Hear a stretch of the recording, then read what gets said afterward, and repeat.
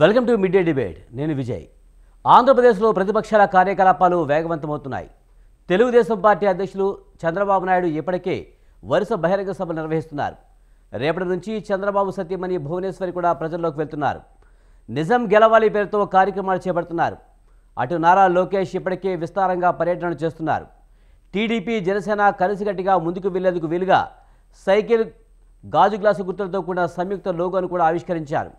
మరోవైపు ఏపీ కాంగ్రెస్లోకి వైఎస్ షర్మిల రాక ఖరారైపోయింది. 4వ తేదీన వైఎస్ షర్మిల లాంఛనంగా కాంగ్రెస్ పార్టీలోకి అడుగుపెడుతున్నారు. దీంతో వైసీపీ ఓటు బ్యాంకు చిల్లుపడుతుందని భావిస్తున్నారు. మరోవైపు టికెట్ల గందరగోళంతో వైసీపీ అధిష్టానం తలపట్టుకుంటుంది. తాజాగా పోతలపట్టు ఎమ్మెల్యే డీకే బాబు వైసీపీ అధిష్టానం మీద బహిరంగంగా ఫైర్ అయ్యారు. సీట్లు మారుస్తున్న జిల్లాల కోఆర్డినేటర్లతో సీఎం జగన్ సమావేశమై చర్చలు జరుపుతున్నారు. మరి తెలుగుదేశం పార్టీ దూకుడు పెంచుతుందా? షర్మిల రాకతో ఏపీ ముఖచిత్రం మారుతుందా?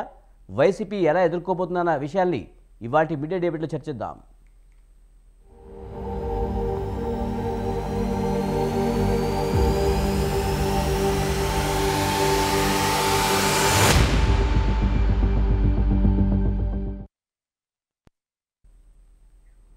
ఏపీలో రాజకీయ సమీకరణలు వేగంగా మారుతున్నాయి. టీడీపీ జనసేన కూటమి కలిసికట్టుగా ముందుకు వెళ్తున్న పరిస్థితి. మరోవైపు నారా భువనేశ్వర్ కూడా నిజం గెలవాలి పేరుతో కూడా ముందుకు వస్తున్న పరిస్థితి. మరి వైసీపీ దీన్ని ఎలా ఎదుర్కోబోతుందనే విషయాల్ని మనం చర్చిద్దాం.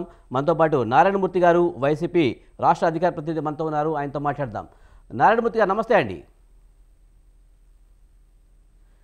నారాయణమూర్తి గారు, ముఖ్యంగా జనంలోకి చంద్రబాబు, లోకేష్తో పాటు నిజం గెలవాలంటూ కూడా నారా భువనేశ్వరి కూడా రంగంలోకి దిగుతున్నారు. మరి భువనేశ్వరి ప్రచారం టీడీపీకి మరింత కలిసి వస్తుందని టీడీపీ వర్గాలు చెప్తున్నాయి. మీరెలా చూస్తారు? భువనేశ్వర్ గారు చేయనివ్వండి, లేదంటే లోకేష్ గారు చేయనివ్వండి. లోకేష్ గారు ఎక్కడి వరకు చేశారు, ఎక్కడి వరకు చేస్తామన్నారో మనకు తెలుసు కదా. ఏమైంది చేశారా? మధ్యాంతరంగా ఆపేశారు. ఎందుకంటే జనం రాలేదని, ఆదరణ లేదని, జనం మర్చిపోయారని, వీళ్ళు చేస్తున్న వితండవాదాన్ని విస్మరించారని, తప్పుడు వాగ్దానాలు చేసి ఇంతకుముందు అధికారంలోకి వచ్చినట్టే మళ్ళీ తప్పుడు వాగ్దానాలతో ప్రజలను మభ్యపెట్టే కార్యక్రమం చేస్తున్నారని ప్రజలు అనుకున్నారు కాబట్టే ఇవాళ లోకేష్ పాదయాత్ర పూర్తిగా అట్రఫెయిల్ అయింది. దాని ద్వారా మరొక ఎలాగో అతనిది ఏం కాలేదు, సో మరి తల్లిని దించుదాం, తల్లిని ఇబ్బంది పెట్టే కార్యక్రమం చేస్తున్నాడు. దానివల్ల ఉపయోగం ఏముంటది? నిజంగా పార్టీగా అభిమానం, పార్టీకి ప్రజల్లో నారాయణమూర్తి గారు, ముఖ్యంగా యువగలం పాదయాత్ర సరిగా లేదు, ఫెయిల్యూర్ అని మీరు చెప్తున్నారు. కానీ యువగలం పాదయాత్ర సూపర్ సక్సెస్ అంటూ కూడా పెద్ద మీటింగ్ పెట్టారు. దానికి జనం కూడా లక్షలాదిగా తరలివచ్చిన పరిస్థితి. మరి దీనికి ఏమంటారు?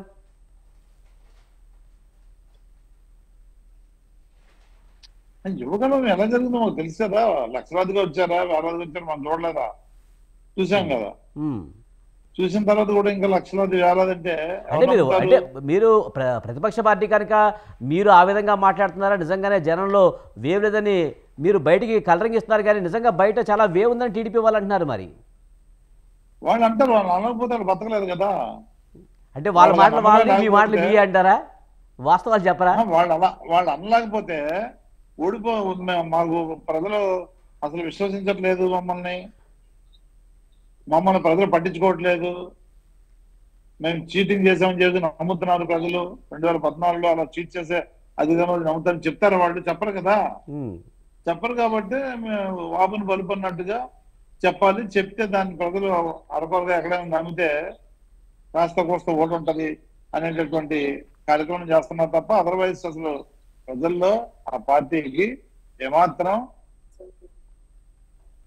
ఆదరణ లేదు. అందుకని ఈ విధంగా వెళ్తా ఉన్నారు. ఇచ్చాపురం వరకు చేస్తున్న పాదయాత్ర ఏదైతే మధ్యంతరంగా ఆపేశారో అదే విధంగా ఇది కూడా జరిగే కార్యక్రమం తప్ప యువకుడు అతనే చేయలేకపోయాడు. పాపం మరి పెద్దామె భువనేశ్వర్ గారు ఎలా చేస్తారు? మనం చేయడం తప్పట్లా చేసుకోవచ్చు. ఎవరైనా పాదయాత్ర చేస్తే అయితే వాళ్ళకి ప్రజల్లో ఉన్న పరిస్థితి చెప్తారా?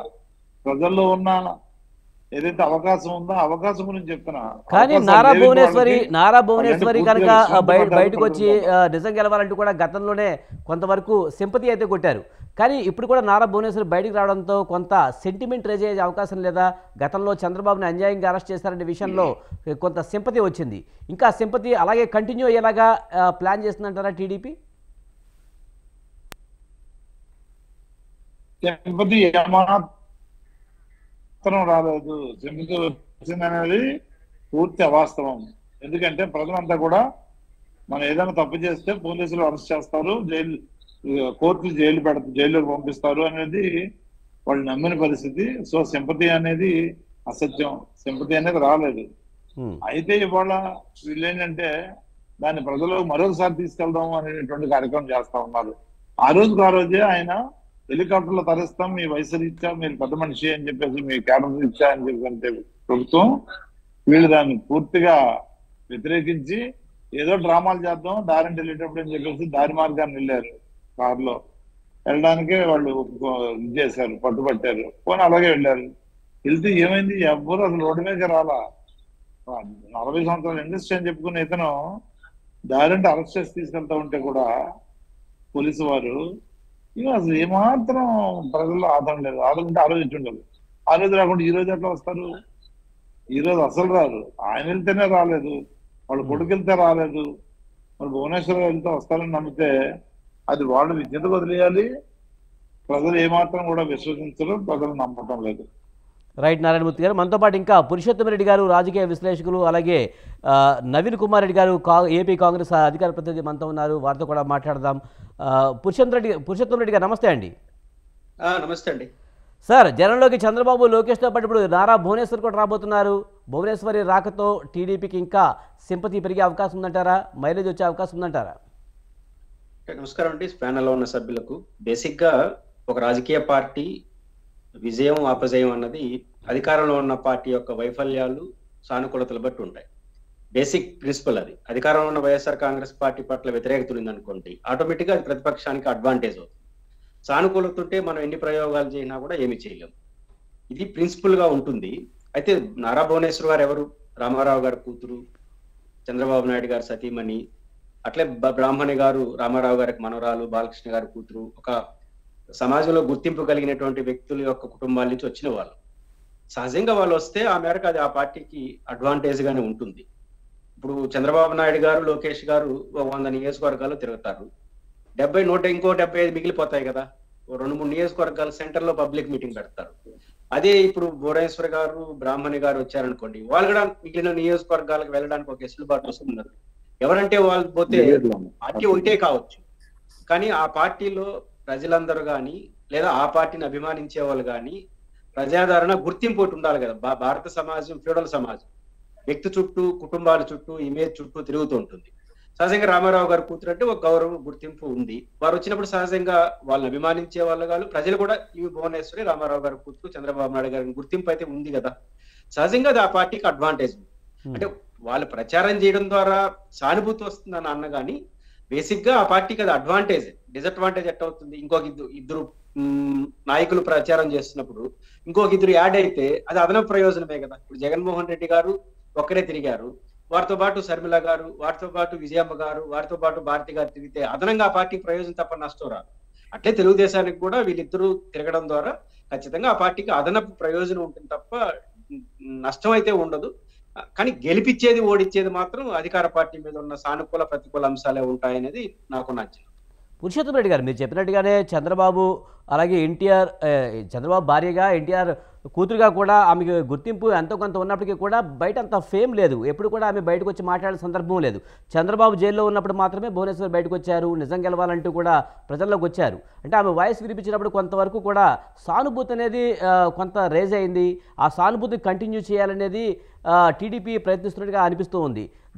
మీరు సానుభూతి లేదు అంటారా? సానుభూతి లేదని కాదు, అదనంగా రాదు అంటాను. సానుభూతి ఉండేది ఉంటుంది, కంటిన్యూ అవుతుంది కదా. చంద్రబాబు నాయుడు గారు అరెస్ట్ అయిన సందర్భంగా వారు బయటకు వచ్చారు.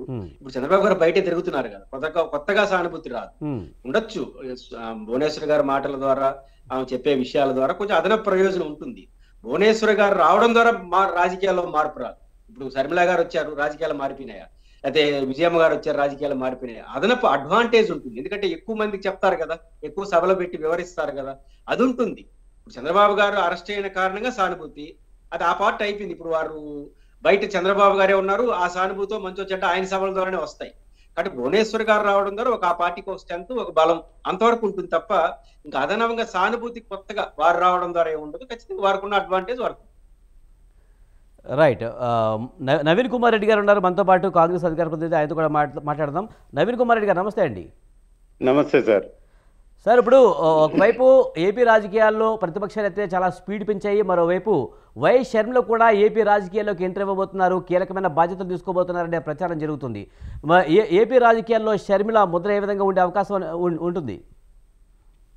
ఆంధ్రప్రదేశ్ రాజకీయాల్లో గత 2 రోజులుగా బాగా హై స్పీడ్ లో వెళ్తుంది సార్.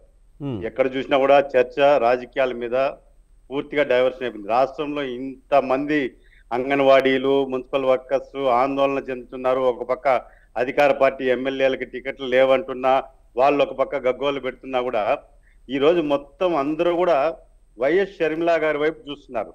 రాష్ట్ర రాజకీయాల్లో పెను మార్పులకు నాంది అని, ఎందుకంటే డాక్టర్ వైఎస్ రాజశేఖర రెడ్డి గారి వారసురాలిగా ఆమె ఈ రాష్ట్రంలో ఉమ్మడి ఆంధ్రప్రదేశ్ లో జగన్మోహన్ రెడ్డి గారికి ముఖ్యమంత్రిని చేయాలని చెప్పి పాదయాత్ర చేశారు. సో ఆమె మీద ఒక మంచి అభిప్రాయం ఉంది ప్రజల్లో కూడా. వైఎస్ రాజశేఖర రెడ్డికి ఆ చరిష్మా ఆమెలో ఉండాది, పట్టుదల కలిగినటువంటి వ్యక్తి అని చెప్పి. సో ఈ రోజు క్రియాశీలకంగా మనం ఒక ఉదయం నుంచి చూస్తున్నాము. అందరూ కూడా అన్ని ఛానల్స్ లో కూడా 4వ తేదీ ఆమె తెలంగాణ వైఎస్ఆర్ కాంగ్రెస్ పార్టీని విలీనం చేస్తున్నారు కాంగ్రెస్ లోకి. ఖచ్చితంగా ఏపీ ప్రెసిడెంట్ గా తీసుకుంటారా, ఏపీసీసీ ప్రెసిడెంట్ గా, సిడబ్ల్యూసీ లోనా అనేది నాట్ ఓన్లీ ఆంధ్రప్రదేశ్ అండి, ఎస్పెషల్లీ రాయలసీమ జిల్లాల్లో ఎక్కువగా షర్మిల గురించి, ముఖ్యంగా కడప జిల్లాలో తీవ్రమైనటువంటి చర్చ జరుగుతుంది. ఆమె క్రియాశీలకంగా యాక్ట్ చేస్తే ఎవరికి నష్టం, ఎవరికి లాభం, ఈ సీట్ల పంపకాలు ఏ విధంగా ఉంటాయి, ఆమె పిసిసి అధ్యక్షురాలుగా బాధ్యతలు తీసుకుంటే చాలా మార్పులు వచ్చేదానికి అవకాశం ఉందండి. ఎందుకంటే చాలా మంది వైఎస్ రాజశేఖర రెడ్డి వారి మీద ఉన్నటువంటి అభిమానంతో ఈ రోజు టికెట్లు రాని వాళ్ళ ఎమ్మెల్యేలు కానీ, ఈ రోజు చాలా మంది చూసిన మా జిల్లాలో కూడా పూతలపట్టు ఎమ్మెల్యే 1 గంట ముందు ఆయన కూడా స్టేట్మెంట్ ఇచ్చాడు. దళిత బలహీన వర్గాల వారినే ఒక పథకం ప్రకారం అధికార పార్టీ బయటికి పంపించేస్తుంది, ఐప్యాక్ రిపోర్ట్లన్నీ చూపిస్తుంది, మరి బలమైనటువంటి కులానికి సంబంధించిన వ్యక్తుల్ని మాత్రం ఎక్కడా పెరగలేదని చెప్పని బహిరంగంగా ఆయన సీఎం గారికి అల్టిమేటం ఇచ్చారు.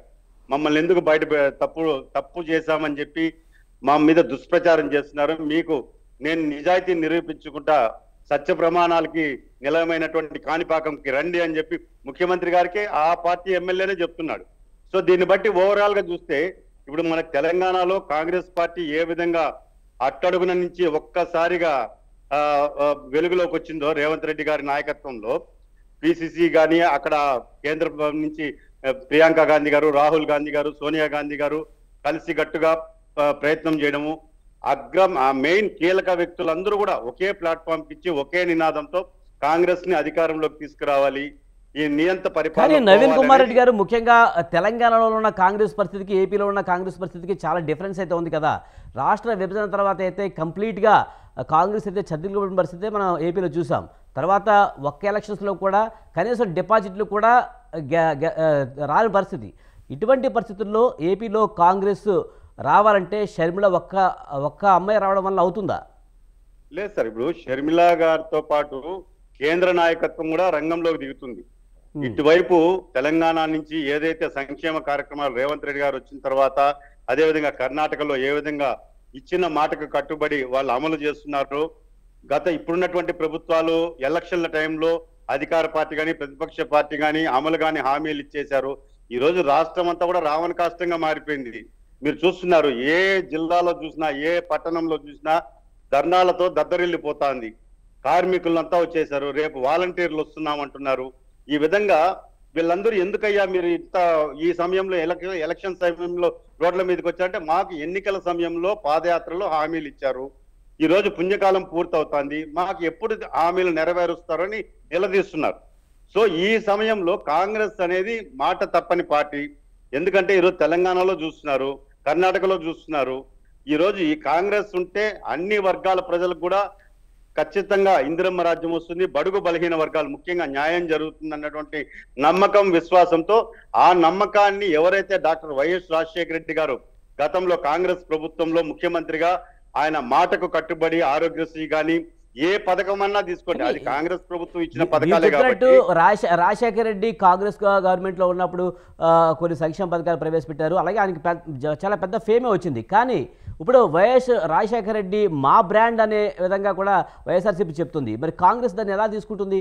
మరి కాంగ్రెస్ ఉన్నప్పుడున్న కాంగ్రెస్ శ్రేణులంతా కూడా వైఎస్ఆర్సీపీలోనే ఉన్నారు, మళ్ళీ వెనక్కి వచ్చే అవకాశాలు ఉన్నాయంటారా?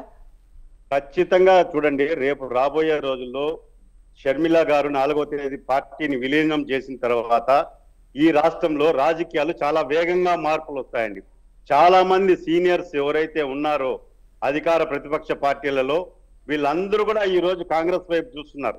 కానీ షర్మిల మొదటి నుంచి కూడా తెలంగాణ రాజకీయాలపై చూపించినంత ఆసక్తి ఏపీ రాజకీయాల మీద చూపించలేదు. కానీ ఇప్పుడు సడన్గా ఏపీ రాజకీయాల్లోకి వస్తే కనుక, అది కూడా కాంగ్రెస్లోకి వస్తే కనుక, విభజనకు కారణమైన కాంగ్రెస్ని అక్కడ ఏపీ ప్రజలు ఆదరించే పరిస్థితి ఉంటుందా? షర్మిలానే దానికి మందు అనుకుంటున్నారా? ఖచ్చితంగా సార్, అది మానిపోయిన గాయం సార్. ఇప్పుడు 10 ఏళ్ళు అయిపోయింది. ఇప్పుడు రామాయణంలో రాముడికే అరణ్యవాసం అజ్ఞాతవాసం అయిపోయి పట్టాభిషేకం చేస్తున్నారు. ఆ విధంగా ఈ రోజు విభజనకు ఎవరైతే కారకులయ్యారో ఆ వాస్తవాలన్నీ కూడా ప్రజలకు తెలుసు. కానీ రేపు కేంద్రం నుంచి వచ్చే కాంగ్రెస్ పార్టీ నాయకులు ఆ వాస్తవాలన్నీ కూడా బయట పెడతారు. ఎందుచేత విభజించాల్సి వచ్చింది, దీని వెనకలు ఉన్నటువంటి కారణం ఏమి, ఏ నాయకులు లెటర్లు ఇచ్చారు, ఇవన్నీ కూడా రేపు బయటకు వస్తాయి. 10 సంవత్సరాల తర్వాత ఈ రోజు అందరూ కూడా లెటర్లు ఇచ్చేసి ఆ రోజు విభజనకి ఈ రోజు మేమంతా లేదు అని చెప్పి పక్కకు వచ్చేసి స్వార్థ ప్రయోజనాల కోసం, ఓట్ల కోసం, సీట్ల కోసం తాపత్రయపడ్డారు.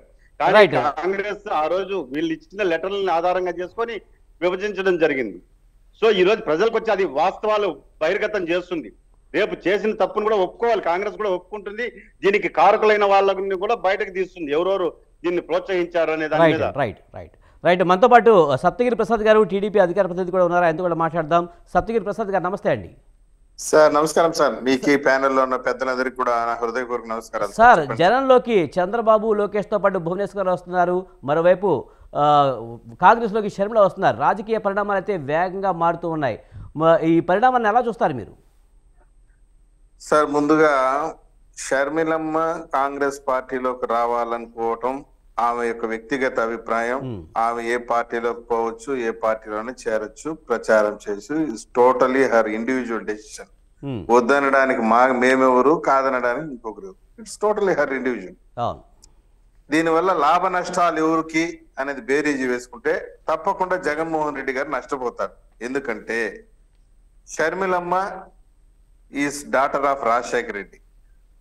రాజశేఖర రెడ్డి గారి యొక్క లెగసీని జగన్మోహన్ రెడ్డి ఏ విధంగా అయితే క్లెయిమ్ చేసుకున్నారో షర్మిలమ్మ కూడా సేమ్ లెగసీని క్లెయిమ్ చేసుకుంటారు. పైగా ఆమెకి ఆంధ్ర రాష్ట్రం యొక్క రాజకీయాల గురించి పూర్తి అవగాహన ఉంది. ప్రజలతో ఆల్రెడీ మమేకమైనటువంటి మహిళ. దాదాపు 3400 పైచీల కిలోమీటర్లు గ్రామ గ్రామాన తిరిగినటువంటి అనుభవం ఉంది. ఇంకా మీరు దాని గురించి ప్రత్యేక డిస్కషన్ పెట్టాల్సిన పని లేదు. She is legacy of Rajasekhara Reddy, రెండో సందేహం లేదు. జగన్మోహన్ రెడ్డి ఏ విధంగా అయితే లెగసీ ఉందో షర్మిలమ్మ కూడా అదే విధమైన లెగసీ ఉంది, దాంట్లో రెండో సందేహం లేదు. ఇకపోతారా నారా భువనేశ్వరమ్మ ప్రజల్లోకి రావడాన్ని తెలుగుదేశం పార్టీ నాయకులు కానీ ప్రజలు కానీ స్వాగతిస్తున్నారు, ఆహ్వానిస్తున్నారు, అభినందిస్తున్నారు, హక్కును చేర్చుకుంటున్నారు. ఆల్రెడీ నిజం గెలవాలనే పేరుతో ప్రజల్లోకి వచ్చేసారు. ఆమె మళ్ళీ కొద్దిగా గ్యాప్ ఇచ్చి ఈ రోజు రేపు మళ్ళీ విజయనగరం నుండి నిజం గెలవాలి అనేటువంటి కార్యక్రమం ద్వారా ప్రజల్లోకి వస్తున్నారు. సేవా కార్యక్రమాలు అనేది నారా భువనేశ్వరమ్మ కొత్త కాదు. ఎన్టీఆర్ ట్రస్ట్ ద్వారా నాకు తెలిసి అశేషమైనటువంటి సేవా కార్యక్రమాలు, స్కూళ్ళు నడిపించడం అయితే ఏమి, వరదలు వచ్చినప్పుడు ఆర్థిక సహాయం ఇవ్వటం ఏమి, బట్టలు ఇవ్వటం అయితే ఏమి, మందులు ఇవ్వటం అయితే ఏమి, విద్య లేని వాళ్ళకి చదువు చూపించడం అయితే number of service oriented programs చేస్తున్నారు. ఎన్టీఆర్ గారు కుమార్తెగా మచ్చలేని నాయకురాలుగా ఆమెకు పేరుంది. ఎందుకంటే గతంలో చూసాం, చీఫ్ మినిస్టర్స్ అంతా ఉన్నప్పుడు వాళ్ళ కుటుంబ సభ్యులు, వాళ్ళ భార్యలు, వాళ్ళ కొడుకులు వచ్చి సెక్రటేరియట్ లో కూర్చొని చక్రాలు తిప్పేది, పెత్తనాలు చేసిందని చూసాం. కానీ 14 సంవత్సరాలు ముఖ్యమంత్రిగా ఉన్నప్పుడు చంద్రబాబు నాయుడు గారు ఏ రోజు కూడా సెక్రటేరియట్ ముఖం చూసినటువంటి మహిళ కాదు ఆవిడ. కేవలం ఆమె ఇల్లు, ఆమె వ్యాపారం అంతకే పరిమితం అయ్యారు. ఈ రోజు రాష్ట్ర ప్రజల కోసం ఆమె ప్రజల్లోకి వచ్చి నిజం గెలవాలి అనేటువంటి కార్యక్రమంతో ప్రజల దగ్గరికి వస్తున్నారు.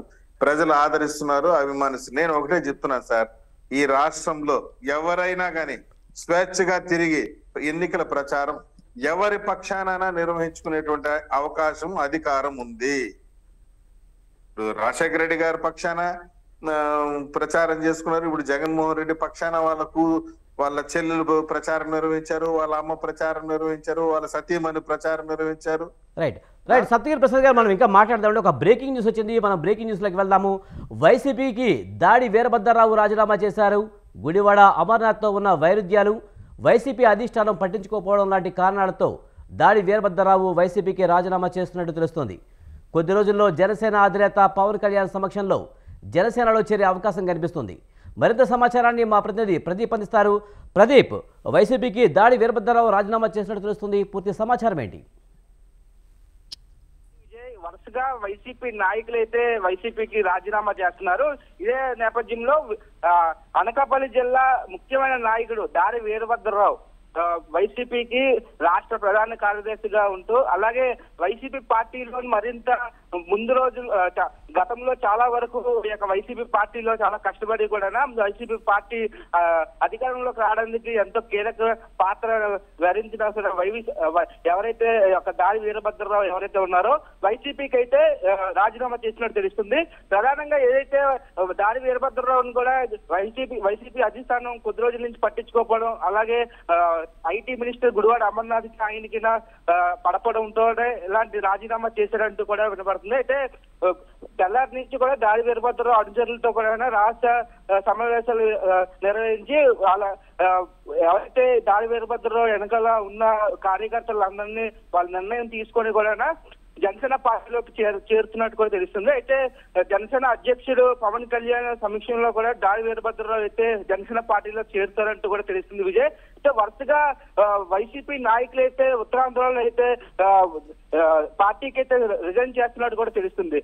ఇదే అంశంలో ఈ యొక్క దాడి వీరభద్రరావు అనేది పార్టీకి రాజీనామా చేయడం అనేది చాలా సెన్సేషన్ గా మారింది అనుకోవచ్చు. Vijay, right, thank you Pradeep.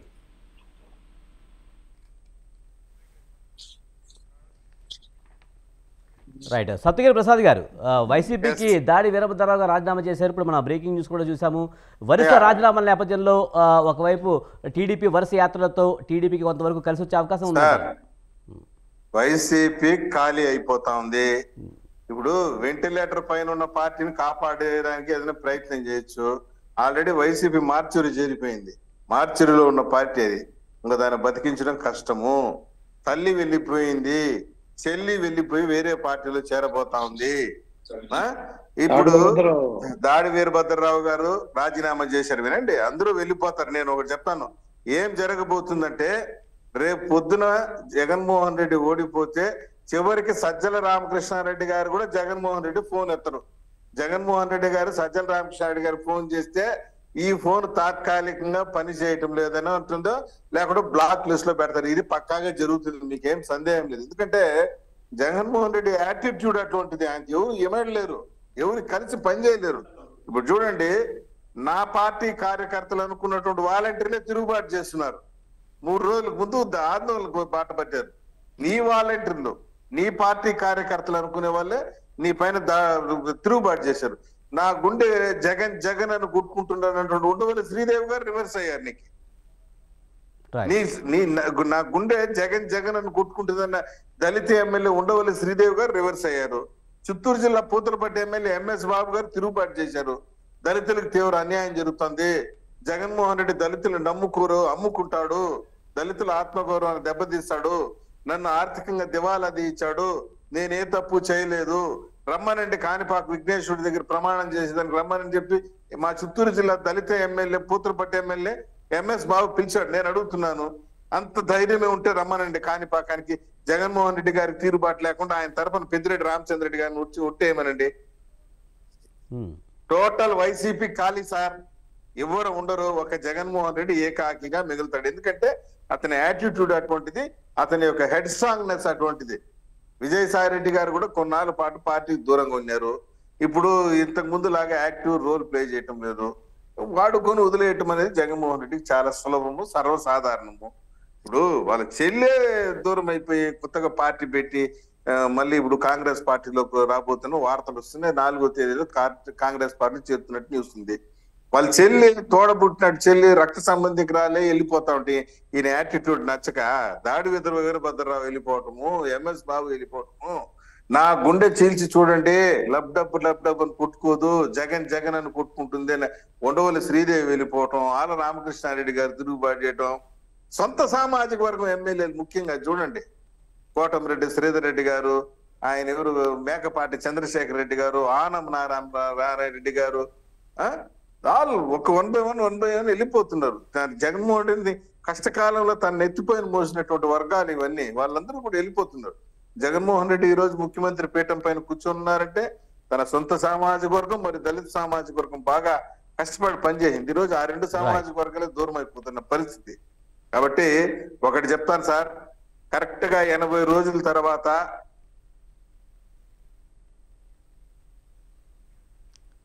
Ramakrishna Reddy గారు ఫోన్ చేస్తే ఈ ఫోన్ పని చేయటం లేదని రిప్లై వస్తుంది. రైట్.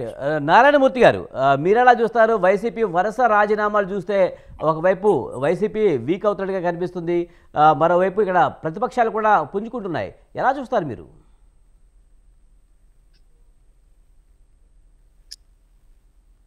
ఇప్పుడు గతంలో 24 మందిని తీసుకున్నారు వాళ్ళు, 24 మందిని కొన్నారు కదా, ఒక్కళ్ళ దగ్గర ఒక్కడు. ఆ 23 ఇప్పుడు ఎక్కడున్నారో మనకు ఏమైనా అడ్రస్ ఉందా? రాజకీయ సమాధులుగా మారారు వాళ్ళు, రాజకీయ సమాధులు చేశారు చంద్రబాబు నాయుడు వాళ్ళ జీవితాలని నాశనం చేయడానికి కుట్ర చేసేవాళ్ళని తీసుకున్నాడు, నాశనం అయిపోయారు. ఇవాళ ఏదో ప్రలోభాలు గురి చేసి వాళ్ళని ఏదో చేద్దామనే కార్యక్రమంలో వాళ్ళు చేసిన వీళ్ళు ప్రలోభాలు వీళ్ళు కూడా. నారాయణమూర్తి గారు, మీ వాయిస్ సరిగ్గా రావట్లేదు, మీ వీడియో హ్యాంగ్ అవుతూ ఉంది. చెప్తానంటే సార్, జగన్మోహన్ రెడ్డి గారు ఎవరికి ఇవ్వాల్సిన గౌరవం వాళ్ళకి ఇస్తూ ఉన్నారు.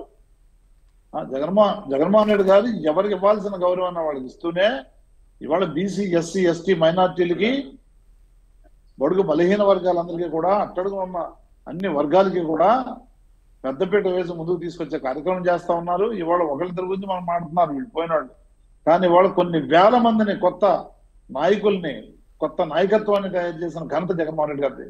అదేవిధంగా మహిళలకు ఏనాడు లేని విధంగా 50% ప్రయారిటీతో అన్నింట్లో కూడా వాళ్ళని ముందుంచి నిలబెట్టి వాళ్ళ సాధికారత తీసుకొచ్చి వాళ్ళలో కూడా నాయకత్వాన్ని బలపరిచిన వ్యక్తి జగన్మోహన్ రెడ్డి గారు. ఇవన్నీ మేము పట్టించుకోవాల్సిన అవసరం ఉండదు. వాళ్ళు స్వయం కృపాపరాధంతో వాళ్ళు పోతా ఉన్న వాళ్ళని మేము ఎప్పుడు కూడా ఎవరిని అగౌరవపరిచే కార్యక్రమం కానీ, గౌరవం తక్కువగాను లేదంటే ఇంకో విధంగాను ఒక్కరిని చూడరు. మన పార్టీలో అందరికీ సముచిత స్థానం ఉంది, సముచిత న్యాయం జరిగింది, ఇంకా న్యాయం చేయడానికి చూస్తా ఉన్నారు. రీజనల్ కోఆర్డినేటర్ కూడా 24 గంటలు వాళ్ళు మరి వాళ్ళ ప్రాంతాల్లో ఏ రీజియన్ లో వాళ్ళని నియమించారో ఆ ప్రాంతంలో ఉండి మరి ప్రతి ఒక్కరికి అందుబాటులో ఉండి వాళ్ళు చెప్పింది విని వాళ్ళకి న్యాయం చేసే కార్యక్రమం చేస్తా ఉన్నాం. ఎందుకంటే నారాయణమూర్తి గారు, మీరు చెప్పినట్టుగా ప్రతిపక్షాలన్నీ కూడా బలపడుతున్నా పట్టించుకోవాల్సిన అవసరం లేదు. ఒక నిమిషం నారాయణమూర్తి గారు, ప్రతిపక్షాలు బలపడుతున్నా పట్టించుకోవాల్సిన అవసరం లేదు, వైసీపీకి నేతలు రాజీనామా చేస్తున్నా పట్టించుకోవాల్సిన అవసరం లేదని చెప్తున్నారు.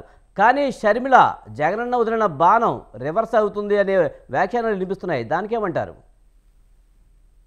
ఇప్పుడు నేను రాష్ట్రం అంతా ఈ బస్సు యాత్ర ఏదైతే జరుగుతుందో, బీసీ, ఎస్సీ, ఎస్టీ, మైనార్టీ సాధికార యాత్ర ఏదైతే ఉందో నేను చాలా దగ్గరగా ఉండి చూస్తా ఉన్నాను. ఉత్తరాంధ్రలో ప్రతి నియోజకవర్గం కూడా నేను పోతా ఉన్నాను. కాబట్టి నాడి ఎలా ఉంది, కిందని ప్రజల్లో ఎలా ఉంది పార్టీకి, జగన్మోహన్ రెడ్డి గారికి అనేది నేను ఎంక్వైరీ చేసినప్పుడు, నేను తెలుసుకున్నప్పుడు, వాళ్ళతో మమేకమై నేను తిరిగినప్పుడు నాకు అర్థమైంది ప్రజల్లో ఉన్నది ఏంటంటే ఇవాళ నాయకులే కాదు, నాయకులు ఇంపార్టెంటే, నాయకులతో పాటు ప్రతి ఒక్క బీసీ, ఎస్సీ, ఎస్టీ, మైనార్టీ మహిళా తల్లులు కానివ్వండి, అదేవిధంగా పురుషులు కానివ్వండి సమానమైన న్యాయం చేస్తా ఉన్న జగన్మోహన్ రెడ్డి గారు సాధికారత సాధించారు. అన్ని వర్గాల్లోనూ అందరినీ హక్కును చేర్చుకున్నారు, అందరికీ సహాయంగా నిలిచారు, అందరికీ గౌరవాన్ని ఇస్తా ఉన్నారు, అందరినీ రాజకీయంగా, ఆర్థికంగా, సామాజికంగా ఎంతో ఉన్నత స్థానంలో నిలబెట్టే కార్యక్రమం చేస్తా ఉన్నారు.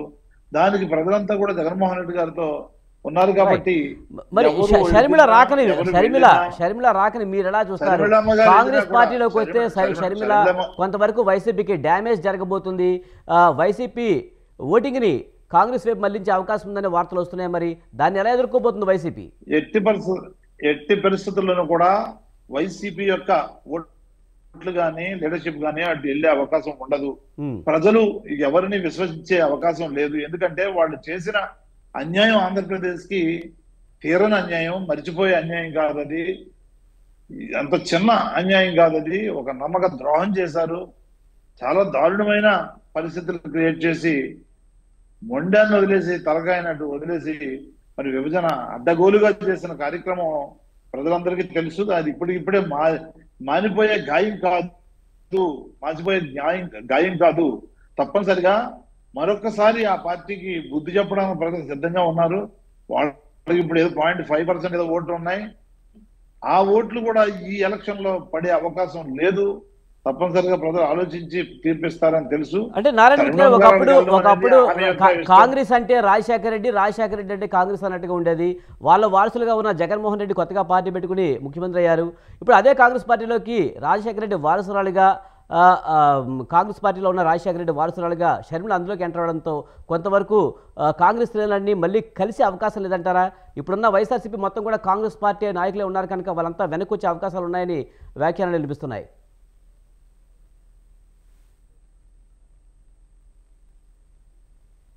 నారాయణమూర్తి గారు, ఏమాత్రం ఆ విధంగా జరగదు. ఎందుకు చెప్తున్నా అంటే ఇవాళ కాంగ్రెస్ పార్టీ ఉన్నప్పుడు కూడా పాలన ఏ విధంగా జరిగిందో దానికి 100 రెట్లు ఇవాళ రాజశేఖర రెడ్డి గారు 2 అడుగులు వేస్తే, రాజశేఖర రెడ్డి గారు ప్రజల గురించి 2 అడుగులు వేస్తే కాంగ్రెస్ పార్టీ తరఫున ఇవాళ జగన్మోహన్ రెడ్డి గారు 4 అడుగులు ముందుకేస్తా ఉన్నారు. సో న్యాయం అద్భుతంగా ప్రతి ఒక్కరికి కూడా చేసిన ఘనత జగన్మోహన్ రెడ్డి గారిది. ఆ రోజు ఫీజు రియంబర్స్మెంట్, ఆ రోజు ఉచిత కరెంటు, ఆ రోజు ఆరోగ్యశ్రీ, మరి ఆ రోజు ఆ మహానాయకుడు చేస్తే ఇవాళ దాంట్లో మరిన్ని పథకాలు అంటే ఇవాళ 3,500 సుమారుగా రోగాలు అందులో చేర్చి పేదవాడికి దగ్గరయ్యాడు, పేదవాడు గుండెకి దగ్గరయ్యాడు, పేదవాడిని గుండెలో పెట్టి చూసుకుంటున్నాడు, బీసీ ఎస్సీ ఎస్టీ మైనారిటీ గుండెలో పెట్టి చూసుకుంటున్నాడు. ఆ సాయం కానివ్వండి, అదేవిధంగా ఆరోగ్యం కానివ్వండి, విద్య కానివ్వండి, ఈ మూడింటిని అత్యంత ఎక్కువ ప్రాధాన్యత ఇచ్చి ప్రతి ఒక్కరిని కూడా 99% మందిని ఇవాళ గుండెలో పెట్టి చూసుకుంటున్నాడు జగన్మోహన్ రెడ్డి గారు. జగన్మోహన్ రెడ్డి గారిని కూడా అదే విధంగా వాళ్ళు గుండెలో పెట్టుకొని పూజిస్తా ఉన్నారు.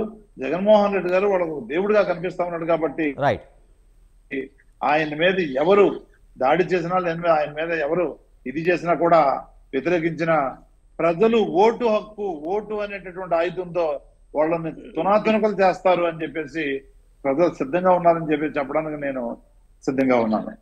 రైట్. పురుషోత్తమ రెడ్డి గారు, మీరు ఎలా చూస్తారు? షర్మిల రాకతో కాంగ్రెస్ కనీసం కొన్ని సీట్లనే గెలుచుకునే అవకాశం ఉందంటారా? బలోపేతమయ్యే అవకాశం ఉందంటారా? మరోవైపు కాంగ్రెస్ రాజశేఖర రెడ్డి వారసురాలుగా షర్మిలను చూస్తే కనుక అది వైసీపీకి డ్యామేజ్ జరిగే అవకాశం ఉందంటారా? బేసిక్ గా 2 ప్రశ్నలు.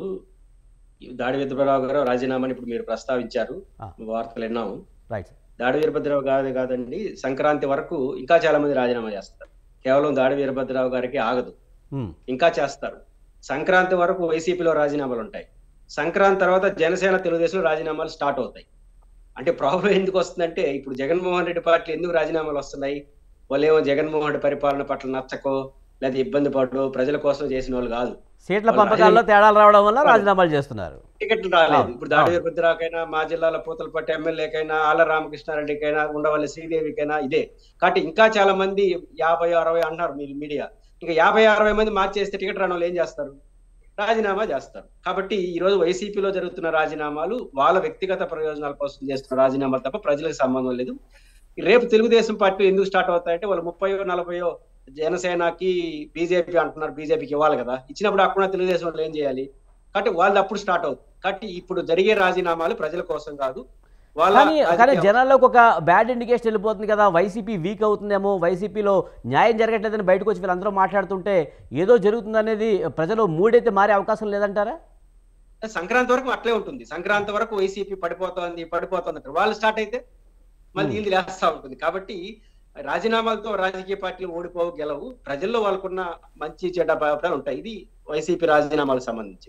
రెండో, ఇప్పుడు ఎక్కడన్నా ఆంధ్రప్రదేశ్ లో వైసీపీలో పలానా ఎక్స్ కి సీట్ ఇస్తాను అని జగన్ అంటే వాడు రాజీనామా చేసిన పేరు ఒకటి చెప్పండి. సీట్ ఇస్తానంటే పోయినాడు, వాళ్ళకి నిజంగా ప్రజలకు వస్తున్నట్టు. సీట్ ఈయన పోయిన వాళ్ళు మామూలుగా పోతారు. ఇది మొదటి అంశం. రెండో అంశం, షర్మిలా గారికి సంబంధించిన నా అభిప్రాయం ఏంటంటే షర్మిలా గారి డెసిషన్ కరెక్ట్, కానీ ఎంట్రీ రాంగ్. ఎందుకంటున్నానంటే ఇప్పుడు జనవరికి వచ్చేసాం, బహుశా 4వ తేదీ వాళ్ళు కాంగ్రెస్ లో చేరతారంటూ ప్రచారం జరుగుతుంది. ఇక 1.5 hours లో నోటిఫికేషన్ వచ్చేస్తుంది. ఇప్పటికే ఆంధ్రప్రదేశ్ లో ప్రజలు వైఎస్ జగన్మోహన్ రెడ్డి గారి పరిపాలన తీరుతెన్నులు చూసిన తర్వాత కొంతమంది సానుకూలంగా, కొంతమంది వ్యతిరేకంగా, అంటే దీన్ని ఈ అంచనాలు వేయడంలో ఎవరి అభిప్రాయాలు వాళ్ళకు ఉండొచ్చు. సానుకూలంగా ప్రతికూలంగా ప్రజలు చీలిపోయినారు. సానుకూలంగా ఉండేవాళ్ళు జగన్తో ఉంటారు, వ్యతిరేకంగా ఉన్నవాళ్ళు తెలుగుదేశంతో ఉంటారు. ఈ చీలిక వచ్చేసింది. కాబట్టి ఇంకా ఏ కొత్త మార్పు వచ్చినా కొత్తగా రాజకీయాల్లో మార్పులు రావు. ఎందుకంటే ప్రజలు, మనం టీవీలో డిబేట్లో కూర్చొని ఈ రోజు ఒక డిబేటు, రేపు ఒక డిబేట్ పెట్టేంత ఓపిక ప్రజలకు ఉండదు. ప్రజలు తమ జీవితానుభవం నుంచి ప్రభుత్వం పట్ల సానుకూలం లేదా ప్రతికూలం, ఎంత సంఖ్య అనేది వేరే సంగతి. ఇది వచ్చేసారు ఆల్రెడీ ప్రజలు, జగన్ గారికి వ్యతిరేకంగా అనుకూలంగాను. ఆ వ్యతిరేకంగా ఉండే తెలుగుదేశంతో ఉంటున్నారు, అనుకూలంగా ఉండే వైసీపీతో ఆల్రెడీ ఉంటారు. కొత్తగా మార్పులు రావు. ఇది ప్రాథమికమైన అంశం. షర్మిలా గారు 1 year బ్యాక్ వచ్చి ఉంటే కొన్ని మార్పులు వచ్చిండేది. ఇప్పుడు వైసీపీలో ఉన్న ఇబ్బందులు, సాధక బాధలు ఆమెకు తెలుసు కాబట్టి కొంతమంది వచ్చిండేవాళ్ళు, పోయి ఉండేవాళ్ళు. ఇప్పుడు ఎలక్షన్ దగ్గరకు వచ్చేసిన తర్వాత జగన్ గారికి గెలవాలన్నా వాడాలన్నా, చంద్రబాబు నాయుడు గారికి గెలవాలన్నా, ఈ చర్చ నడుస్తుంది. అంటే ఇప్పటికీ ఒక కీలకమైన నేతగా ఉన్న మంగళగిరి ఎమ్మెల్యే రామకృష్ణారెడ్డి లాంటి వాళ్ళు కూడా వైసీపీని వ్యతిరేకిస్తూనే షర్మిలకు దగ్గర అవుతామని చెప్తుంటారు. రాజశేఖర రెడ్డి వారసురాలుగా నేను రాజశేఖర రెడ్డికి భక్తుడిని కనుక నేను షర్మిల వైపు వెళ్తున్నానని చెప్తున్నారు. అలాంటి వాళ్ళు వైసీపీలో చాలామంది ఉన్నారు. ముఖ్యంగా రెడ్డి సామాజిక వర్గానికి చెందిన వాళ్ళు చాలామంది కూడా షర్మిల వైపు ఆకర్షితులు అవుతున్నారనే వార్తలు వస్తున్నాయి. మరోవైపు దళితులు కూడా చీలిక వచ్చే అవకాశం లేదంటారా? నేను అనేది చాలా మంది, రామకృష్ణ గారెడ్డి గారు ఇంకా చాలా మంది వెళ్తారంటున్నాను. వెళ్ళే వాళ్ళు జగన్మోహన్ రెడ్డితో విభేదించి కాదు, వాళ్ళ సీటు పోయింది. వాళ్ళ సీటు రామకృష్ణారెడ్డికి ఎందుకు పోతున్నాడు? చాలా స్పష్టంగా అక్కడ చిరంజీవి గారిని ఇన్ఛార్జిగా పెట్టేశారు కాబట్టి వెళ్తున్నాడు. ఆయనే 3వ ఎమ్మెల్యే అయితే పోయింటాడు. ఇంకొకటి అంశం, షర్మిలా గారు వస్తే లాభం ఎవరికి, నష్టం ఎవరికి? పెద్ద లాభ నష్టాలు ఉండవు. కానీ ఇప్పుడు ఉదాహరణ మీరు మంగళగిరే తీసుకున్నాం. మంగళగిరిలో 45,000 ఓట్లు వైసీపీకి లెక్క ఉందనుకుందాం, తెలుగుదేశానికి 40,000 ఓట్లు ఉందనుకుందాం. ఇప్పుడు రామకృష్ణారెడ్డి గారు ఒక 4,000 ఓట్లు చీల్చుకుంటారు అని అనుకుందాం. ఆయన చీల్చుకొని సరాసరి తెలుగుదేశంకి వెళ్తే తెలుగుదేశం 44,000 అవుతుంది, వైసీపీ 41 అవుతుంది, 3,000 మీద తెలుగుదేశం గెలుస్తుంది. ఆయన షర్మిలాతో చేరితే ఎవరికి లాభం? కాబట్టి ఆ తెలుగుదేశం ఓట్లు, తెలుగుదేశంలో జగన్ 1,500తో గెలిచిపోతాడు. ఒకవేళ రామకృష్ణారెడ్డి 10,000 ఓట్లు చీలిపోయింది, షర్మిలా గారితో సంబంధం లేకుండా వైసీపీ ఓడిపోతుంది. కాబట్టి షర్మిలా గారి పాత్ర ద్వారా రాజకీయాల్లో మార్పులు రావు ఆంధ్రప్రదేశ్ లో. ఎందుకంటే రాంగ్ టైం. ఇంకో 1.5 year లో 1.5 month లో ఎన్నికల నోటిఫికేషన్ వస్తున్నప్పుడు ఆమె ఎలా వెళ్తుంది? దట్టు షర్మిలా గారు చాలా ఫాస్ట్ డెసిషన్ తీసుకునేస్తున్నారు. ఇప్పుడు తెలంగాణలో పార్టీ పెట్టేశారు, నాకు ఆంధ్రప్రదేశ్ సంబంధం ఏముంది, నేను కోటాలని చెప్పేశారు. ఆడపోయి కాంగ్రెస్ పార్టీని తీవ్రంగా విమర్శించేశారు. స్టార్టింగ్ నెల సంవత్సరాల ముందు కాదు, వీక్స్ ముందు విమర్శించారు. వెంటనే కాంగ్రెస్ లో చేరిపోయారు, వెంటనే పోటీ చేయలేదు. మళ్ళీ ఇక్కడ ఇవన్నీ ఏమవుతుందంటే రాజకీయాల్లో ఇంత ఫాస్టెస్ట్ డెసిషన్స్ అంత మంచిది కాదు. అందువల్ల షర్మిలా గారు కాంగ్రెస్ లోకి వెళ్ళడం కరెక్ట్. ఎందుకంటే తన అన్న పార్టీలో ఉండాలి, సాధ్యం కావట్లేదు, కారణాలు ఎవరైనా కావచ్చు. అప్పుడు ఆమెకున్న ఏకైక ఆప్షన్ కాంగ్రెస్. తెలుగుదేశం కానీ ఇంకో చోట ఆమె పోలేదు. కాబట్టి ఖచ్చితంగా కాంగ్రెస్ పార్టీలో ఉండడం అనేది ఆమె కరెక్ట్. కాకపోతే 1 year బ్యాక్ గాని చేరుంటే ఆమెకు రైట్ టైం ఉండేది. కానీ 24లో జగన్మోహన్ రెడ్డి గారు ఓటమి గెలుపు తర్వాత చేరుండే కూడా బాగుండేది. ఈ 1 month గ్యాప్ చేరడం వల్ల సిగ్నల్ ఏం వెళ్తుంది వైసీపీ వాళ్ళకి? వైసీపీ మీన్స్ రాజశేఖర అభిమానులకు కావచ్చు, చంద్రబాబు నాయుడు గారికి వ్యతిరేకులకి, షర్మిలా గారు ప్రతి ఓటు జగన్కి నష్టం కదా, జగన్కి మీన్స్ చంద్రబాబు వ్యతిరేకంగా ఉన్న పార్టీకి నష్టం కదా అనే అభిప్రాయానికి వచ్చారనుకోండి. పైపెచ్చు ఆమె చాలా అద్భుతమైన ఒక ప్రయత్నం చేశారు. వస్తూ నారా లోకేష్ గారికి గ్రీటింగ్ పంపించి వచ్చారు. ఇప్పుడు ప్రజలు ఏమనుకుంటారు? వీళ్ళతో అనుబంధం ఉందేమో అనుకుంటారు. అప్పుడు ఏమవుతుంది? మనం షర్మిలా గారి దగ్గరికి వెళ్ళినా ఆటోమేటిక్ గా దాన్ని చంద్రబాబు గారికి లాభం అనుకున్నారు. షర్మిలా గారే లాభం అయితే వెళ్ళిపోతారు. షర్మిలా గారికి లాభపడే పరిస్థితి ఈ రోజు ఉండదు. ఎందుకంటే 1%, 2% పెరిగినా కాంగ్రెస్ గెలవదు. కాంగ్రెస్ గెలిచే పరిస్థితి లేదు. ప్రధాన పోటీదారుడు అంటే షిఫ్ట్ వస్తుంది. 1%, 2% అప్పుడు 1%, 2% కూడా ఏం ఆలోచిస్తారంటే మనం అభిమానంతో షర్మిల దగ్గరికి వెళ్ళి కానీ స్టేట్లను మీరు చెప్తున్నట్టుగా స్టేట్లను గెలవలేకపోవచ్చేమో కానీ కొంత ప్రభావం అయితే చూపించవచ్చు కదా, అటు ప్రతిపక్షం కానీ అటు అధికార పార్టీ గెలుపోవటం నిర్దేశించే అవకాశం ఏమైనా ఉందంటారా? గెలుపోటములు నిర్దేశించే ప్రసక్తే ఉండదు. ఇప్పుడు పవన్ కళ్యాణ్ గారికి 6% ఓట్లు వచ్చాయి. ఆయన ఏమంత తెలివి తక్కువ పోయినాడు తెలుగుదేశం పార్టీకి. మనకు ఉండవు. ఎందుకంటే ప్రధాన పోటీ తెలుగుదేశం వర్సెస్ వైసీపీగా మారిపోయిన ఈ రాష్ట్రంలో 2 పార్టీల మధ్య బీజేపీ గెలిచిపోతుంది అనుకున్నావా తెలంగాణలో? అలాంటి పార్టీ ఎందుకు 3వ ప్లేస్ లోకి ఎండో వెళ్ళిపోయింది? 2 పార్టీల మధ్య యుద్ధం జరుగుతున్నప్పుడు ఇష్టాయిష్టాలతో నిమిత్తం లేకుండా ప్రజలు కూలిపోతారు. ప్రజలు మన ఓటు వల్ల తెలుగుదేశం గెలుస్తుందో, మన ఓటు వల్ల వైసీపీ గెలుస్తున్న అభిప్రాయం ప్రజలు వచ్చేస్తారు. జగన్ వ్యతిరేకించే వాళ్ళు ఎటువంటి పరిస్థితుల్లో షర్మిలకు కానీ ఎవరికి వెయ్యరు, తెలుగుదేశానికి వేస్తారు. తెలుగుదేశంతో వద్దనుకునే వాళ్ళు ఎటువంటి పరిస్థితుల్లో కూడా అభిమానాలు పక్కబెట్టి వైసీపీకి వేస్తారు. ఈ పోలరైజేషన్ జరిగిన సమయంలో 1 మంత్ ముందు వచ్చేసి షర్మిల గారు యాక్టివిటీ చేస్తారంటే అది సక్సెస్ కాదు. 1 ఇయర్ ముందు కానీ లేదా 24 తర్వాత వస్తే అది ఇంకో రకంగా ఉండేది. రైట్. నవీన్ కుమార్ రెడ్డి గారు, ముఖ్యంగా ఎలక్షన్ దగ్గరికి వచ్చాక షర్మిల కాంగ్రెస్లో పార్టీ చేరడం వల్ల పెద్దగా ప్రయోజనం ఉండదు, రాంగ్ టైంలో ఎంట్రీ ఇచ్చారు అని చెప్పేసి మన పురుషోత్తం రెడ్డి గారు అంటున్నారు. మీరు ఎలా చూస్తారు? ఇప్పుడు ఒకటి సార్, ప్రాంతీయ పార్టీలను అయితే జనాలు నమ్మే పరిస్థితిలో లేరు. రైట్. ఎక్కడి నుంచి డిస్టర్బెన్స్ వస్తుందండి, బాగా నాయిస్ వస్తుంది, కొంచెం వాళ్ళు మ్యూట్ చేసుకోండి కొంచెం. ఇప్పుడు ప్రాంతీయ పార్టీ నుంచి ఆమె జాతీయ పార్టీలో విలీనం చేస్తుంది కాబట్టి వాళ్ళు చూసేదంతా అక్కడ జాతీయ పార్టీని చూస్తారు. ఈరోజు కేంద్ర ప్రభుత్వ ఉద్యోగస్తులు ఉన్నారు రాష్ట్రంలో. మనం ఎంతసేపు రాష్ట్రానికి సంబంధించి ఈ 2 పార్టీలనే చూస్తున్నాం, ప్రాంతీయ పార్టీల్ని. కీలకంగా ఈరోజు కేంద్రంలో ఏ ప్రభుత్వము ఎక్కువ కేంద్ర ప్రభుత్వ ఉద్యోగస్తుల పట్ల సానుకూలంగా ఉండేది అనేది చాలా కీలకమైనటువంటి అంశం. రైల్వేస్ కానీ, పోస్టల్ కానీ, ఎల్ఐసి కానీ ఇవన్నీ ఎలాంటి పరిణామాలకు దారి తీస్తున్నాయి, వాళ్ళ ఉద్యోగస్తులు కూడా చాలా కీలకంగా భూమిక పోషిస్తారు. ఇక ఉద్యోగస్తుల సంగతి, ఉపాధ్యాయుల సంగతి రాష్ట్రంలో ఎలా ఉందో ఈరోజు జరిగే పరిణామాలన్నీ కూడా జరుగుతున్నాయి. కాబట్టి ఇప్పుడు షర్మిలా గారిని చూస్తే ఓటేస్తారని కాదండి. షర్మిలా గారికి వైఎస్ రాజశేఖర్ రెడ్డి గారి వారసురాలుగా ఆమెను గౌరవిస్తారు. కొంత నెగిటివ్ ఉంటే అటుపక్క ఆమెకి అనుకూలంగా రాజశేఖర రెడ్డి గారి కూతురే కదా, మనం ఆమె జాతీయ పార్టీలో కాంగ్రెస్ పార్టీలో చేరింది, సో కేంద్రంలో కాంగ్రెస్ పార్టీ అధికారంలోకి వస్తే అన్ని వర్గాల ప్రజలు బాగుంటారు, ముఖ్యంగా బడుగు బలహీన వర్గాలంతా కూడా ఇందిరమ్మ పరిపాలన, ఆ విధంగా స్లోగన్స్ గతంలో అన్ని కూడా ఎన్నో సీట్లు భారీగా మెజార్టీ ఇచ్చింది సార్. ఆంధ్రప్రదేశ్ నుంచే మనకు పార్లమెంట్ కానీ రాజశేఖర రెడ్డి గారు ఉన్నప్పుడు ఆ రోజు కూడా ప్రాంతీయ పార్టీలు ఉన్నాయి, ప్రజారాజ్యం పెట్టారు. అదే విధంగా ఆ రోజు కూడా చీలి ఎవరికి ఉపయోగపడిందో మనం చూసాం. ఆ రోజు కాంగ్రెస్ పార్టీకి చాలా బెనిఫిట్ అయింది. సో ఈ విధంగా ఈ మ్యాజిక్ ఫిగర్స్ అనేది అంత ఆషామాషిగా సార్ తెలంగాణలో ఊహించని పరిణామాలు. ఈరోజు బీఆర్ఎస్ వర్సెస్ బీజేపీ అన్నటువంటిది ఏ విధంగా జనాలు సైలెంట్ ఓటింగ్ ద్వారా ఒక వాల్కెనో బద్దలయ్యే ముందు ఏ విధంగా ప్రశాంతంగా ఉంటుందో ఈరోజు రాష్ట్రంలో కూడా అన్ని వర్గాల ప్రజలు, అన్ని వర్గాల ఉద్యోగస్తులు ప్రశాంతంగా చూస్తున్నారు. ఎన్నికల సమయం రానియండి. కానీ ముఖ్యంగా నవీన్ కుమార్ రెడ్డి గారు, ముఖ్యంగా తెలంగాణ అంటే రేవంత్ రెడ్డి లాంటి ఒక బలమైన నాయకత్వం ఉంది, కానీ షర్మిల ఆ విధంగా చేయగలుగుతారు అక్కడ? సార్ ఇప్పుడు రేవంత్ రెడ్డి గారి నాయకత్వాన్ని వెనకల కాంగ్రెస్ పార్టీ ఉంది, దాన్ని చూశారు.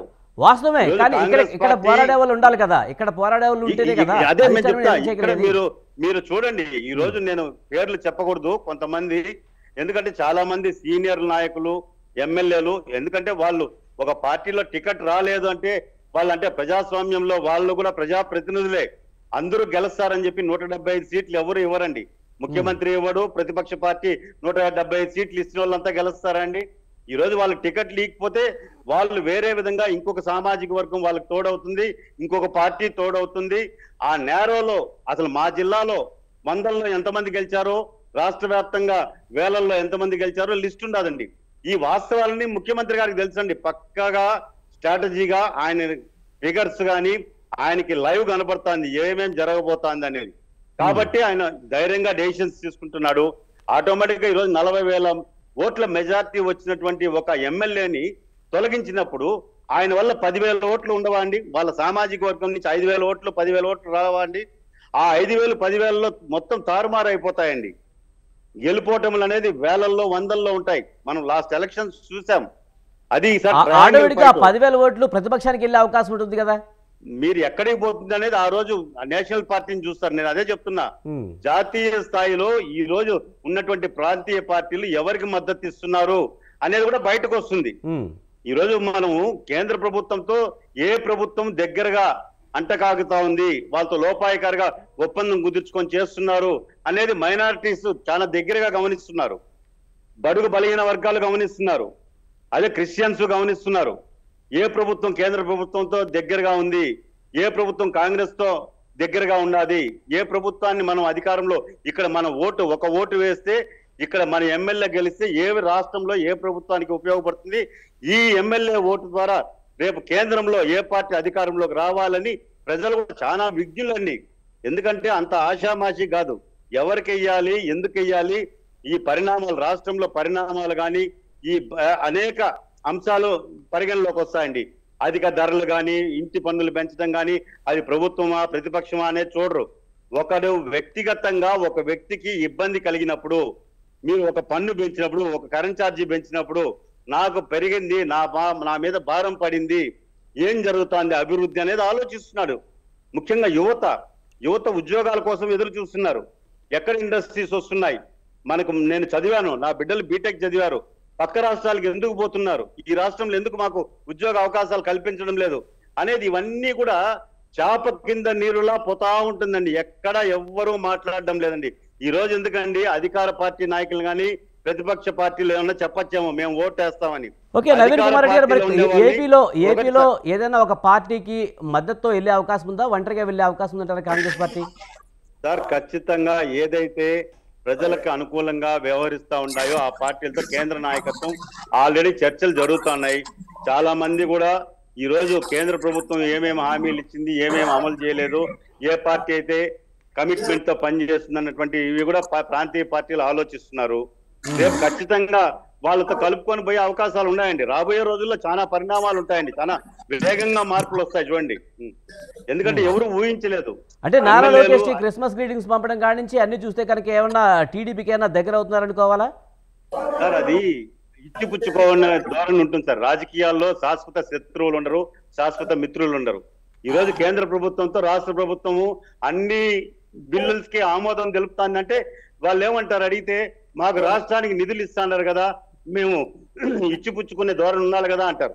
సో ఒక పుట్టినరోజుల్లో కానీ ఒక పండుగ పర్వదినాల్లో ఒకరికొకరు విషెస్ చెప్పుకోవడం అంటే అది మంచి ఆలోచనతో ఒక మంచి వాతావరణాన్ని వాళ్ళు నాంది పలికారు అనుకోవాలి. అంతే తప్ప ఆ పార్టీని ఈ పార్టీలో కలిపేస్తారని ఇప్పుడు రాజకీయాల్లో అందరూ ఉంటారండి.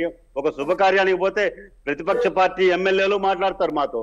ఈ రోజు నాకు ప్రతిపక్షంలో అధికార పక్షంలో ఉండే వాళ్ళందరూ కూడా సన్నిహితులే, మాకేమి వాళ్ళేం విరోధులు కాదు. రాజకీయంగా అంశాల మీద మేము పోరాటం చేస్తామే తప్ప వ్యక్తిగతంగా ఎమ్మెల్యేలతో కానీ ప్రభుత్వాన్ని ఎందుకు నిలదీస్తామండి? ఈరోజు అంగన్వాడీలు ధర్నా చేస్తున్నారు, వాలంటీర్స్ వస్తున్నారు, అవుట్ సోర్సింగ్ వాళ్ళు వస్తారు, మా దగ్గరికి రిప్రజెంటేషన్లు ఇస్తారు. అయ్యా 4 ఏళ్ల ముందు హామీ ఇచ్చారు మీరు మాట్లాడండి అని 10 మంది ప్రతిపక్షాలు గొంతు తెరిస్తే అది ముఖ్యమంత్రి గారి దృష్టికి పోతుంది. ఎవరన్నా ఉండండి అధికారంలో, వాళ్ళు అయ్యా మనం హామీ ఇచ్చాం కదా దాన్ని నెరవేర్చాలి కదా అనే దానికి ప్రతిపక్షాలు అనేది ఒక వారధిలాగా పనిచేస్తాయండి. సమస్యలకి ప్రభుత్వానికి మధ్య ప్రతిపక్షాలు వారధిగా ఉంటాయి తప్ప వ్యక్తిగతంగా ఏముండవు. కాబట్టి రేపు ఎవరు కలుస్తారనేది రేపు కాలమే నిర్ణయిస్తుంది. రైట్. సప్తగిరి ప్రసాద్ గారు, ముఖ్యంగా వైసీపీలో రాజీనామాలకు కారణం అక్కడ సీట్లు రాకపోవడం వల్లే కానీ వైసీపీ వీక్ అవడం వల్ల కాదు. రాబోయే రోజుల్లో సీట్ల పంపకాలు వచ్చినప్పుడు టీడీపీ కూడా అలాగే వాళ్ళ పార్టీ నాయకులు రాజీనామాలు చేస్తారు, సంక్రాంతి తర్వాత అవి ఉండే అవకాశాలు ఉన్నాయంటూ కూడా ఒక విశ్లేషణ వెలువడింది. దీన్ని మీరు ఎలా చూస్తారు? ఇప్పుడు ఒకటి సార్, వైసీపీ లీడర్ యొక్క యాటిట్యూడ్, జగన్మోహన్ రెడ్డి గారి యాటిట్యూడ్ వెరీ హెడ్ స్ట్రాంగ్. ఎవరు ఆయనతో కలిసి పనిచేయలేరు. ఇప్పుడు చాలా మంది ఎమ్మెల్యేలకి ముఖ్యమంత్రి జగన్మోహన్ రెడ్డి అపాయింట్మెంటే దొరకలేదు. చాలా మంది ఆ తాడేపల్లి ప్యాలెస్ లోకే ఎంట్రీ లేదు. ఇప్పుడు ఫర్ ఎగ్జాంపుల్ ఒక విషయం గుర్తుపెట్టుకోండి, రఘురామకృష్ణరాజు గారు ఎప్పుడు బయట వచ్చారండి పార్టీ నుండి? ఎన్నికలయ్యి ఆయన ఎంపీ అయిన 6 నెలలకే అడ్జస్ట్ కాలేకపోయాడు ఆయన. మిగతా ఎమ్మెల్యేలు ఎంపీలు పాపం ఏదో వేలాది రూపాయలు, కోట్లాది రూపాయలు, 20 కోట్లు 30 కోట్లు పెట్టుబడులు పెట్టి అప్పులు చేసి తీసుకొచ్చి పెట్టి ఎమ్మెల్యేలుగా ఎంపీలుగా గెలిచాము, ఏదో ప్రభుత్వం ఉంది, కొన్ని రోజులు 10 రూపాయలు సంపాదించుకుందాం అనేసి అట్లా దిగమింగుకొని పంటి బిగుమని అట్లా నెట్టుకుంటూ వచ్చేసారు. ఇప్పుడు టైం దగ్గరకు వచ్చేసింది, అందరు రివర్స్ అయిపోయినారు. For best example Raghurama Krishnaraju గారు, ఆయన అడ్జస్ట్ కాలేకపోయాడు. ఆయన యాటిట్యూడ్, కనీసం appointment, simple question, Raghurama Krishnaraju గారికి ముఖ్యమంత్రి గారికి ఎక్కడ తేడా వచ్చిందండి?